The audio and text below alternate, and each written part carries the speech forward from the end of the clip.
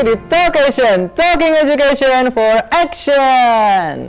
Nah, tadi sempat tertahan Pak mengenai perbedaan dari istilah-istilah e-commerce, e-business, dan startup. Nah, bisa dijelaskan nggak Pak? Oke, jadi yang pertama mungkin e-commerce ya. Jadi e-commerce itu istilah yang paling pertama keluar tuh. Jadi e-commerce itu adalah transaksi yang dilaksanakan melalui elektronik, tapi lebih spesifik ke internet. Itu biasa kita sebut e-commerce. Maka semuanya dulu jualan apapun itu melalui HP, melalui WhatsApp dan lain sebagainya, itu sudah bisa disebut e-commerce. Apalagi nanti di gabung dengan transfer ya, bank dan lain sebagainya, pembayaran melalui wire gitu ya. Berarti e-commerce adalah transaksi secara online. Betul. Lanjut. Kalau e-business itu lebih ke dapurnya bisnis itu yang dia mengimplementasikan teknologi. Seperti apa tuh Pak? Ya contohnya adalah bagaimana kita mengubah pasar menjadi online. Kita pindah pasar ini ke online. Ya ada Bukalapak, Tokopedia dan lain sebagainya. Jadi malah Shopee, Bukalapak itu bukan e-commerce gitu? Atau itu e-commerce karena e-business pasti e-commerce. Oh seperti itu. Jadi kalau e-business pasti e-commerce ya Pak? Yes, that's right. Kemudian kalau startup Pak? Kalau startup itu kan lebih ke perusahaan yang baru memulai, ya kan. Hanya saja karena sekarang kan teknologi lagi booming-boomingnya, maka startup biasanya lebih ke korelasi perusahaan dengan teknologi tertentu yang baru memulai. Itu biasa kita sebut startup. Betul, karena memang di masa seperti ini bisnis di bidang digital ya, seperti e-commerce, e-bisnis itu sedang gencar-gencarnya karena semua orang ingin berjualan secara online. Nah kemudian Pak, apakah peluang dari bisnis online ini sendiri, terutama di masa pandemi seperti ini, itu besar gitu Pak? Apakah nanti ke depannya malah menjadi bisnis yang terus berjalan, akhirnya jarang ada toko offline, malah adanya online ini Pak? Iya memang kemungkinan ke depannya semuanya akan jadi online. Betul. Iya, meskipun dia toko yang kita pikir nggak akan bisa online pun sekarang toh karena terpaksa jadi online juga dan ternyata laku juga. Iya, seperti yang sudah kita bicarakan tadi bahwa bisnis makanan yang tadinya kita pikir tidak bisa online Pak. Betul. Sayuran pun sekarang bisa beli online. Iya, betul. Iya, jadi kita hanya klik di HP, tahu-tahu ada yang nganter. Betul. Iya kan, jadi kita nggak perlu ke pasar. Iya, lebih mudah Pak. Iya, betul. Nah, kemudian Pak, seperti di artikel berikut ini dikatakan bahwa pengguna dari Tokopedia mengalami kebocoran informasi. Jadi akun mereka itu kehack gitu Pak. Nah, apakah virtual money seperti itu aman Pak? Oke, yang pertama mungkin kalau Tokopedia ini bukan virtual money ya. Jadi untuk Tokopedia adalah marketplace yang mana memang kita menyerahkan segala bentuk data diri kita ke sana, gitu ya. Cuman untuk virtual money-nya kan dia beda beda vendor kan di OVO dia ya. Iya, betul ya. Nah, jadi sebenarnya data yang ke-share itu juga ada beberapa kayak password itu tidak bisa dibaca. Maksudnya kan dia hanya huruf-huruf begitu ya, karena itu sudah dienkripsi bahasa IT-nya ya. Istilahnya dibuat sandi-sandi seperti itu. Jadi orang biasa nggak akan bisa baca. Jadi meskipun sebenarnya bocor pun kalau bukan seorang hacker atau bukan seorang penipu ulung juga nggak bisa memanfaatkan itu sih sebenarnya. Karena memang sering terjadi yang namanya hack. Ya betul. Ya, security breach lah bahasanya. Iya betul. Akhirnya kan di sini jadi ragu. Tapi tetap aja banyak yang pakai Pak. Iya betul. Apalagi kalau online ini kan sekarang banyak cashbacknya. Diskon hunter Pak. Betul. Nah kemudian Pak, di saat era digital ini, bisnis akhirnya juga beralih ke digital. Ini kan akhirnya ada yang namanya penggunaan AI, intelligence gitu kan, artificial intelligence. Kemudian ada juga mesin-mesin mulai banyak digunakan. Nah ini apakah nantinya SDM akan tergantikan Pak? Di beberapa lini ya. Jadi kita tidak bisa memungkiri bahwa mesin sekarang sudah mulai menggantikan sumber daya manusia. Tapi di sisi lain sumber daya manusia lebih dibutuhkan. Kenapa? Karena mesin ini kan bukan makhluk sempurna. Dia tidak punya kesadaran, ya kan? Ya, dia nggak punya cinta, dia tidak punya kesetiaan dan lain sebagainya. Karena dia hanya diprogram, betul, dia diprogram. Apalagi ketika yang memprogram itu bisa hacking, bisa dan lain sebagainya ya. Nah, maka banyak sekali hal-hal yang di situ memang bisa dimanfaatkan, celah-celah yang bisa dimanfaatkan oleh SDM. Tentunya SDM-nya harus mengupgrade skill, gitu ya, untuk mengoperasikan si AI ini. Nah, kalau menurut Bapak sendiri, AI dan tadi mesin-mesin itu adalah peluang atau justru malah menjadi seperti apa ya, menggantikan manusia, jadi manusia dikucilkan gitu Pak? Enggak ya. Enggak. Jadi AI itu dibuat untuk membantu manusia, kinerja manusia ya. Seperti beberapa konsol game ya, itu dibuat hanya dalam 30 detik loh. Itu konsol game yang paling baru ini, yang paling hits itu ya, yang versi 4 itu ya. Nah, itu dia dibuat hanya 30 detik dengan robot yang ber-AI.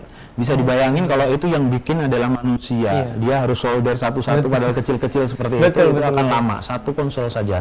Ya kan? Nah, itu AI itu akan membantu manusia secara signifikan, tetapi tadi dengan catatan manusia itu juga harus bisa memposisikan diri sebagai operatornya dong. Ya kan? Kalau Deo tukang apa namanya tadi ya, pasang-pasang elektronik dan lain sebagainya, otomatis akan tergeserkan dong sama robot. Gitu. Tapi memang ini bukan menjadi suatu apa ya, dampak buruk ya Pak? Justru ini menjadi peluang ke depannya.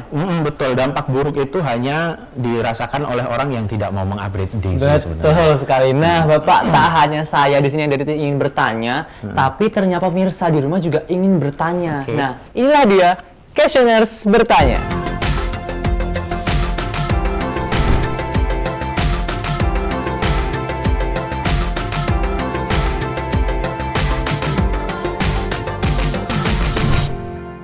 Ada 3 pertanyaan Pak dari pemirsa di rumah yang ingin bertanya. Yang pertama Pak, ada dari @memeva_. Dia bertanya, apa saja Pak keuntungan dan kerugian dari transformasi bisnis di era digital seperti saat ini Pak? Oke, jadi kalau kelebihannya banyak banget. Iya. Otomatis kita lebih efisien, ya, kemudian lebih efektif, waktu nggak terbuang percuma, ya, kemudian secara duit juga kita kalau online ini kan lebih ekonomis ya, ya kan? Banyak cashback. Betul, ya. Banyak cashback, kemudian kita juga efisien dalam kita nggak perlu harus ke pasar dan lain sebagainya ya, macam-macam pokoknya ya. Kemudian untuk kayak virtual job fair juga kita nggak perlu harus desak-desakan job fair, kita hanya tinggal klik sudah jadi seperti itu. Itu keunggulannya, yang jelas efisien dan lebih efektif. Untuk kerugiannya tadi kembali lagi ke SDM, ya, beberapa SDM yang memang dia oleh robot bisa digantikan, maka otomatis kehilangan pekerjaan. Iya betul. Jadi pokoknya ada sumber daya yang dia bisa digantikan oleh robot, otomatis dia akan kehilangan pekerjaan. Makanya dia harus upgrade diri. Contohnya saja teller bank. Teller bank ini kan dulu banyak ya. Betul. Sekarang digantikan oleh ATM. Iya. Ya, jadi sekarang bank itu lebih banyak menambah ATM saja daripada menambah teller. Iya, betul. Ya, kan? Lebih mudah juga nih Pak, kita datang ke ATM, kemudian kita setor tunai. Betul, that's right, betul. Dan juga perhitungannya kalau hitung uang itu kan tidak pernah salah ATM.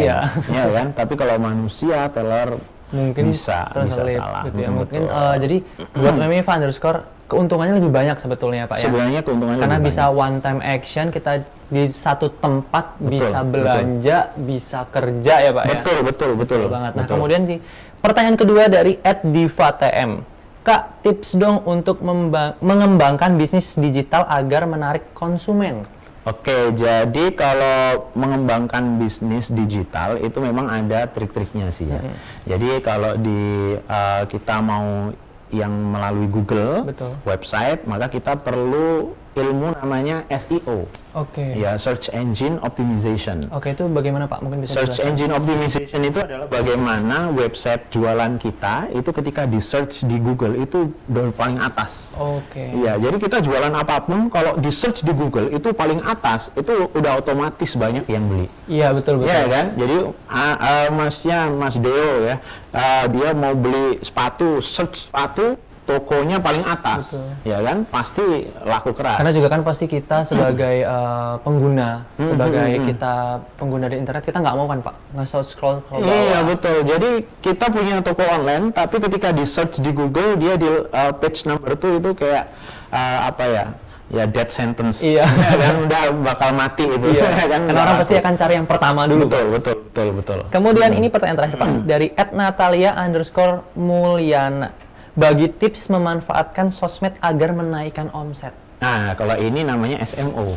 Gitu Pak. Kalau tadi SEO untuk search engine, kalau yang ini social media optimization. Bagaimana tuh Pak? Nah, itu banyak banget triknya. Termasuk diantaranya adalah bagaimana cara membuat iklan yang di situ bagus dilihat orang itu ya persuasif. Oke. Ya, karena sekarang ini orang harus bisa bikin iklan, bikin foto di Instagram misalnya, itu yang persuasif. Orang kepingin beli. Pokoknya kalau nggak beli itu gatel. Iya. Nah itu ya. Nah itu adalah beberapa ada tekniknya sih sebenarnya. Ya kalau orang-orang biasa jualan sate, ini ya kalau offline ya, jualan sate sama dia itu dikibas-kibasin. Kenapa? Biar yang lewat itu lapor. Enak nih gitu. Nah, ya kan? Tapi kalau di online kan kita nggak bisa nggak bisa kecium Mbak. Nah, betul, makanya di situ pakai teknik fotografi dan lain sebagainya. Maka kalau jualan rotinya itu ada lelehan-lelehannya. Sehingga orang padahal nggak megang pun dia merasa, aduh, kayak enak nih gitu kan? Ya, jadi kita kayak merasakan ini pasti enak. Terus perutnya jadi lapar, padahal sebenarnya ini cuma dari mata. Iya, ya, kan? lapar dari mata ya. turun ke perut. Bukan turun ke hati ya Pak? Iya, bablas deh.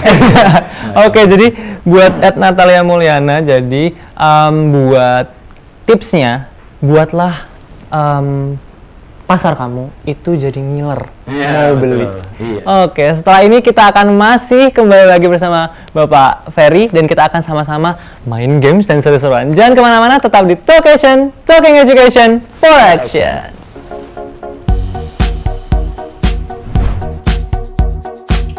Unicorn? Salah Pak, harusnya Dekakon. Oh iya benar. Lanjut.